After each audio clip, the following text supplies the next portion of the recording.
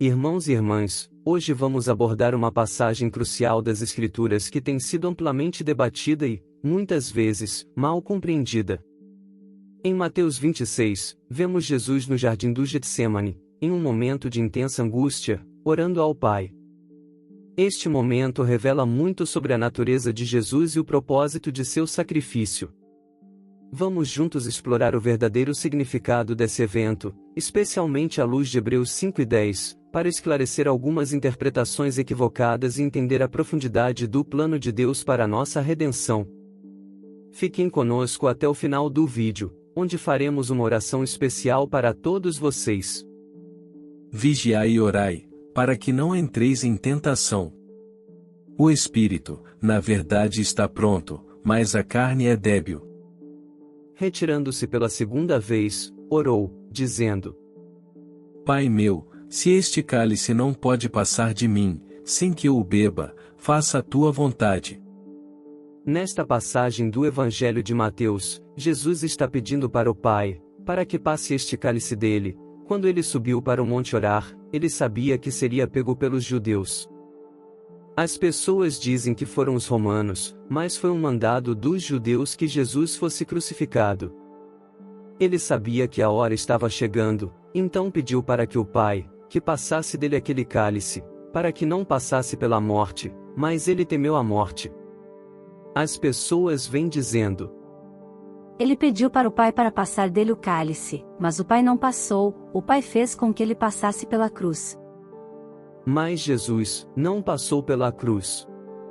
O corpo dele foi dado pelo Pai. Na Bíblia diz que o Pai prepara um corpo para ele, e através desse corpo, ele faz a obra na terra. E depois, quando ele saiu daqui para subir ao céu, o corpo dele é levado para ser crucificado, mas ele não. O Pai preparou um corpo para ele, esse corpo foi preparado para sacrifício. Para ser um sacrifício perfeito, teria que ser com sangue inocente, e Jesus veio num corpo com sangue inocente, para se doar por nós. Ele doou o corpo, mas ele não passou pela cruz. O que ele pediu para o Pai foi atendido, aí as pessoas ficam dizendo: Foi Cristo que passou pela cruz, ele morreu. Mas se ele é a vida, como a vida poderia morrer? Ele é o caminho, ele é a verdade, ele é a vida. Já viu vida morrer? É o mesmo que matar um peixe afogado, não tem como. O que eu quero dizer para vocês é que muitas coisas que estão sendo pregadas nas igrejas estão totalmente erradas. Para comprovar o que eu estou dizendo, em Hebreus 5, versículo 7 diz: O qual nos dias da sua vida, a vida terrena, ofereceu orações e súplicas, com grande clamor e lágrimas, aquele que poderia livrá-lo da morte, e foi atendido quanto ao seu temor. Aqui em Hebreus 5, versículo 7, está dizendo que Cristo nos dias da sua vida terrena, quando ele estava na matéria, que é a carne, ele ofereceu com grande clamor e lágrimas, orações e súplicas para aquele que podia livrá-lo da morte. Ele temia a morte. Então, Cristo não morreu. Ele tinha medo da morte, a morte que ele tinha medo é a morte espiritual. Medo da separação dele do Pai, eles nunca foram separados um do outro. Por isso tinha medo de se separar do Pai, mas é o que aconteceria por causa do pecado da humanidade que ia vir toda na carne dele. Por isso ele pediu: Pai, passa de mim esse cálice. Em outras palavras, ele estava dizendo: Não me deixe dentro desse corpo quando ele estiver cheio de pecado, para que eu não me separe de ti. Não me deixe dentro desse corpo, porque eu sei que se o Senhor me deixar dentro desse corpo, o Senhor vai se afastar de mim. Então, o Pai tira ele de dentro do corpo. O Pai atende o clamor dele. Quem passou pela morte foi aquele corpo, porque aquele corpo foi preparado para sacrifício, para que fosse um sacrifício perfeito. O sacrifício do sacerdote era sacrifício imperfeito. Em Hebreus 10, versículo 5, diz: Por isso Cristo, ao ser introduzido no mundo, disse: Pai, Nem sacrifício e nem oferta o Senhor desejava. Porém, você me preparou um corpo. Se ele não quis nem sacrifícios nem ofertas, e precisou ele mesmo preparar um corpo para o filho. Quem descia no templo quando o sumo sacerdote de ano em ano oferecia sacrifício? Quem descia na nuvem? Que eles falavam que era a Shekinah, de Deus. Quem descia? Se o Pai de Cristo não queria nem sacrifícios nem ofertas, qual era o Deus que descia ali no Antigo Testamento para receber o sacrifício? Quem era esse Deus? Por isso que a Bíblia está dizendo que Cristo veio como sacrifício perfeito. Porque esse Deus do Antigo Testamento não é esse Deus que nós servimos. O Deus do Antigo Testamento, o Javé, não é Cristo. Muitas pessoas ficam até com adoração a ele, Javé, Javé, mas ele não é Cristo. Ele descia para receber sacrifícios, mas ele não é Deus. As pessoas adoravam ao Deus errado, as pessoas do Antigo Testamento foram todas enganadas. Em Hebreus 10, versículo 6 diz: Pois nem holocausto e nem sacrifícios pelos pecados te agradaram. Não agradou a Deus, nem oferta e nem sacrifício pelos pecados. Então Jesus disse: Aqui estou. Pois eu vim como está escrito no princípio do rolo a meu respeito. Para trazer a tua vontade, para fazer a tua vontade. Dizendo primeiramente, sacrifícios e ofertas pelos pecados não quisestes, pois não te agradava, mas ainda assim são oferecidos segundo a lei. Não agradava a Deus, mas era oferecido segundo a lei, não segundo a graça, não segundo a Cristo, não segundo a Deus. Deus não se agradava de nada disso. Então disse em seguida: Eis que venho, ó Deus, para fazer a tua vontade. Remova o primeiro para definir o segundo. Remova o primeiro, que é Javé, remova esse que está fazendo o povo encobrir o pecado com os sacrifícios falsos dele. Para estabelecer o segundo, que sou eu. Para que eu venha fazer o sacrifício perfeito. E foi nessa vontade que fomos santificados pela oferta do corpo de Jesus. E foi nessa necessidade, e foi nessa vontade que fomos santificados pela oferta do corpo de Jesus Cristo. Não por Jesus Cristo, mas pelo corpo de Cristo fomos santificados, não por ele, porque através do corpo ele nos santificou. Ele não morreu na cruz por nós. Foi o corpo dele que passou pela cruz. Com o corpo, uma vez para sempre. Todo sacerdote se apresenta diariamente para oferecer o culto, oferecendo muitas vezes os mesmos sacrifícios que nunca podiam tirar os pecados. Jesus, porém, ofereceu um único sacrifício pelos pecados. Assentou-se para sempre à mão direita de Deus. Ele ofereceu o sacrifício com o corpo dele. E depois assentou-se à direita de Deus. O corpo passou pela cruz e foi sepultado, mas ele subiu e assentou-se à direita de Deus. Em Hebreus 10, do 14 ao 17 diz: Porque, por meio de um único sacrifício, ele aperfeiçoou para sempre os que têm sido santificados. O Espírito Santo também nos dá testemunho a esse respeito. Primeiro, ele diz: Esta é a aliança que farei com eles depois daqueles dias, diz o Senhor. Porei as minhas leis no coração deles e as escreverei nas suas mentes. E ainda acrescenta: Nunca mais me lembrarei dos seus pecados, e nem das suas iniquidades. Agora, onde há remissão dos pecados, já não há necessidade de oferta pelo pecado. Não precisa mais do sacrifício do jejum, não precisa mais do sacrifício de subir ao monte para orar. Cristo já fez o sacrifício por nós. Ele está dizendo: Onde teve remissão dos pecados, já não há pecado mais. Por isso que João Batista está dizendo: Eis aí o Cordeiro de Deus que veio tentar tirar o pecado do mundo. Não é isso que ele diz. O que ele está dizendo é: Eis aí o Cordeiro de Deus que tira o pecado do mundo. Ele veio para tirar. O pecado já não existe mais. Existe em nós a natureza da nossa carne que nos faz ser desse jeito. Com a concupiscência dos olhos, desejos, cobiças, são essas coisas que nós temos, mas o pecado já não existe mais. O pecado não ofendia a nossa carne. O pecado ofendia a nossa alma, por isso a Bíblia diz: a alma que pecar, essa morrerá. Morrerá o quê? Era destituída, afastada de Deus.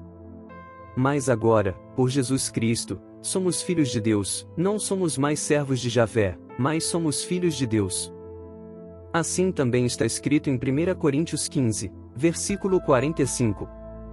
O primeiro homem, Adão, foi feito alma vivente. O último Adão, espírito vivificante.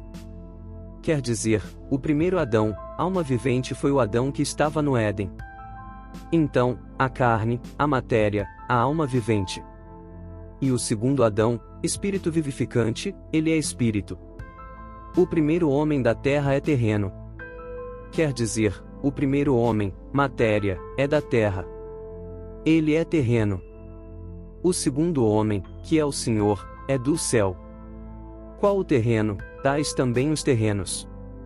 Quer dizer, a sua mãe coabitou com o teu pai, nasceu você é terreno, porque você nasceu dos terrenos.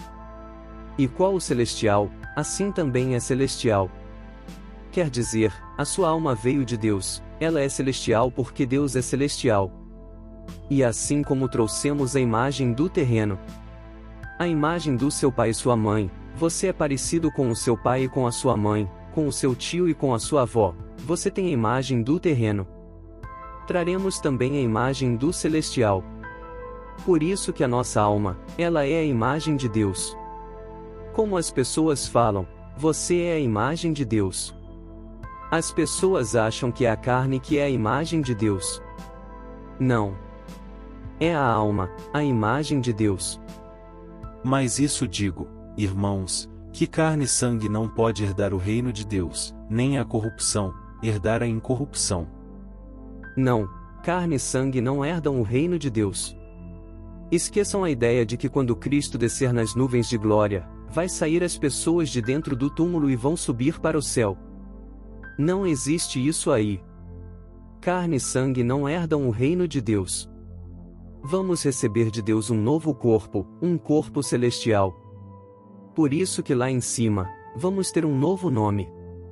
Esse nome é do novo corpo, não desse corpo, porque esse corpo aqui, seu pai e sua mãe já põem o nome nele, e esse aqui vai morrer, não vai subir. Agora o lá de cima, quem põe o nome é o próprio Cristo. Em 1 Coríntios 15, versículo 35 diz: Mas alguém dirá, como ressuscitarão os mortos e com que tipo de corpo virão? Ó insensato! O que tu semeias não vivifica. Se antes não morrer. O que semeias não é o corpo que há de ser, mas o simples grão nu, como de trigo ou de outra espécie de semente. Mas Deus lhe dá um corpo como Ele quer, e a cada semente seu próprio corpo. Aqui Paulo está dizendo que o nosso corpo material é como uma semente que irá ressuscitar. A palavra ressuscitar, no original em hebraico, possui dois significados. Ressuscitar, que é quando uma pessoa morre, mas volta à vida no mesmo corpo, igual aconteceu com Lázaro quando Jesus o chamou à vida após 4 dias que estava morto. E o outro significado é ressurgir. Quando Paulo disse ressuscitar, ele quis dizer ressurgir, que é quando a pessoa morre, e é enterrada, porém, dela sai a alma com um corpo espiritual, a alma ressurgir em um corpo glorioso. Por enquanto você está preso em um corpo material. Assim como Cristo veio dos céus em um corpo material, você, ou seja sua alma também veio dos céus e está presa em um corpo material, mas você não é terreno. Só que quando sua carne morre, você, ou seja sua alma ressurgir com outro tipo de corpo. Se você planta um grão de arroz, não vai nascer um grão de arroz, mas vai nascer um pezinho de arroz que é bem diferente do grão. Você planta um grão de feijão, vai nascer um pezinho de feijão que é bem diferente do grão. Assim vai plantar seu corpo material, quando você parar de respirar, mas o que vai ressurgir de dentro desse corpo que parou de respirar, é um corpo inestimável, espiritual, glorioso, glorificado por Deus. Aqui em 1 Coríntios 15, versículo 51 está dizendo: Mas posso revelar a vós um mistério. É que nem todos morreremos, contudo, todos receberemos novos corpos e tudo acontecerá no abrir e fechar os olhos, quando a última trombeta tocar. O que está dizendo aqui é que todos nós vamos receber novos corpos. Um corpo espiritual, que é incorruptível, um corpo que é imaterial, você está entendendo? A gente não vai receber esse nosso corpo de carne, não vamos receber nosso corpo corruptível de volta. Esse corpo aqui vai apodrecer. Imagine só, uma pessoa que é rica que morreu, aí seus familiares cremam essa pessoa e tira do crematório. Põe-se no avião. Esses familiares são muito ricos e saem jogando no mar, falam que estão jogando para Iemanjá. Como vai ressuscitar uma pessoa dessa? E a pessoa que é cremada, igual os famosos fazem com seus familiares, que vão ao cemitério em formato de jardim, e jogam as cinzas nesse lugar. Como vai ressuscitar? Como é que ressuscita? Esse corpo não vai ressuscitar. Ressuscitar é ressurgir. Vamos ressurgir da maneira que Deus nos fez antes da fundação do mundo, quando estávamos nos céus junto a Deus, quando éramos espírito. Diante dessa análise das Escrituras, podemos entender que muitas interpretações comuns sobre o sacrifício de Jesus e a crucificação podem estar equivocadas. Jesus, enquanto Espírito vivificante, não morreu na cruz, foi o corpo preparado por Deus que passou pelo sacrifício. O temor de Jesus era a separação espiritual do Pai, não a morte física em si. A cruz foi o destino do corpo de Jesus, mas ele, como vida eterna, não experimentou a morte espiritual. Essa compreensão nos leva a refletir sobre o verdadeiro significado do sacrifício de Cristo e a natureza do relacionamento entre Deus Pai e seu Filho. Em Hebreus 10, vemos que Deus não se agradava dos sacrifícios e ofertas conforme a lei, mas preparou um corpo para um sacrifício perfeito. Essa oferta única, o corpo de Jesus, nos santificou de uma vez por todas. É importante reconhecer que muitas práticas e pregações que encontramos hoje nas igrejas podem não estar alinhadas com essa verdade bíblica. Devemos nos voltar às Escrituras e buscar uma compreensão mais profunda e verdadeira do que foi realizado por nós através de Cristo.